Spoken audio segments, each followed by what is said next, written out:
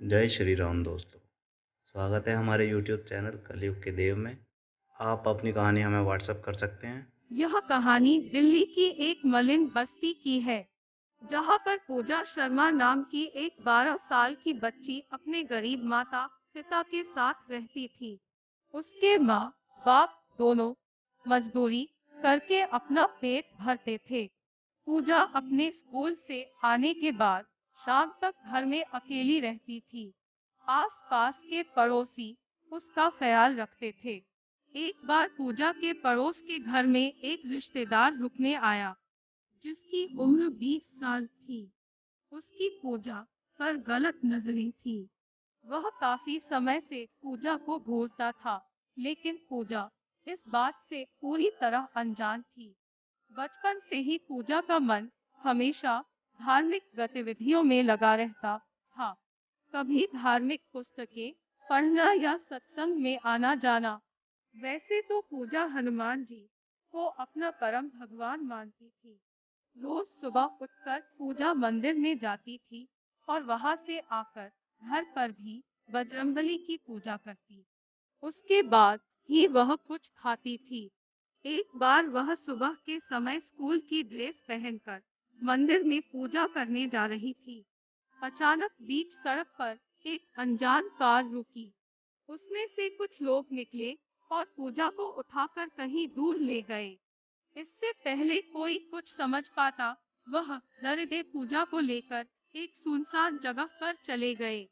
उन्होंने पूजा को बेहोशी वाली दवा सूंघा दी, ताकि वह किसी को पहचान न पाए। इस पूरी घटना को अंजाम देने वाला पूजा का पड़ोसी रिश्तेदार था, जिसने अपने दोस्तों को भी पूजा के बारे में बताया और फिर इस साजिश में उनको भी शामिल कर लिया। यह लोग पूजा को एक सुनसान से जंगल में ले गए, जहां पर कोई भी आता जाता नहीं था।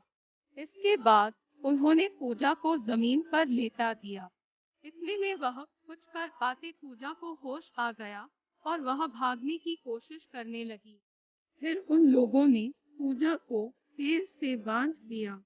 इतने में ही वहां पर एक काफी अद्भुत मनुष्य आया, जिसके चेहरे पर एक अलग ही चमक नजर आ रही थी। वह कोई साधारण पुरुष नहीं लग रहा था, बल्कि वह कोई महाबली लग रहा था। ऐसे में वह लड़के भी उस महाबली को नहीं देख पा रहे थे। उसके शरीर में से जिस तरीके का तेज आ रहा था, उसमें उन लोगों को कुछ नजर नहीं आ रहा था। इसके बाद उस महाबली ने पूजा को पेड़ से खोलकर अपने साथ खड़ा कर लिया, जिसके बाद उन लड़कों को वह महाबली दिखने लगा। उन लड़कों ने मिलकर उस महाबली के साथ हाथापाई की, लेकिन महाबली के आगे कौन टिक पाया है। वह भी एक ही वार में परास्त हो गए। उस महाबली के पास एक गदा था, जिससे वह उन लड़कों पर वार कर रहा था। यह देखकर पूजा को आशंका हुई कि यह कहीं हनुमान जी तो नहीं है। यह देखकर पूजा ने पहले हाथ जोड़े और कहा कि आप तो मेरे परम भगवान हनुमान जी हो। यह देखकर पूजा की आंखों में खुशी के आंसू आने लगे। पूजा की यह बात सुनकर लड़कों ने भी महाबली से माफी मांगी, लेकिन उन्होंने कहा, तुम्हें धरती पर तो सजा भुगतनी होगी, साथ ही जब तुम मृत्युलोक में आओगे तुम्हें वहां भी इस लड़की के साथ गलत भावना रखने का दंड जरूर भुगतोगे। यह सुनकर लड़के अपनी जान की भीख मांगने लगे और पूजा से कहने लगे कि बहन हमें माफ कर दो। हम समझ गए कि हम गलती नहीं पाप करने जा रहे थे, लेकिन बजरंगबली ने उनकी एक नहीं सुनी और उन तीनों को अपने हाथों से हवा में उठाकर जंगल के बाहर ले आए और फिर सड़क पर गिरा दिया। जिसके बाद वह लड़के सड़क से उठ नहीं पा रहे थे। वह भागने की कोशिश कर रहे थे, लेकिन हनुमान जी की शक्ति की वजह से वह सड़क से नहीं उठ पा रहे थे। इसके बाद हनुमान जी उस लड़की को लेकर पुलिस स्टेशन गए और उसको कहा कि तुम यहाँ पर सारी बातें बताना, लेकिन मेरे बारे में कुछ मत कहना। उन लड़कों सारी सच्चाई बताना। जब पूजा ने पूछा कि आपके बारे में मैं पुलिस अंकल को क्यों नहीं बताऊं, तो बजरंगबली ने कहा कि यह कलयुग है बेटी, यहाँ पर चमत्कार को अंधविश्वास का नाम दिया जाता है। तुम अगर मेरे बारे में कुछ भी बताओगी तो यह लोग यकीन नहीं करेंगे और तुम्हारी सारी बातों को झूठ मानेंगे। पूजा ने उनकी बात मानी और पुलिस स्टेशन में अकेली चली गई। बजरंगबली बाहर खड़े होकर सारी परिस्थितियों को देख रहे थे।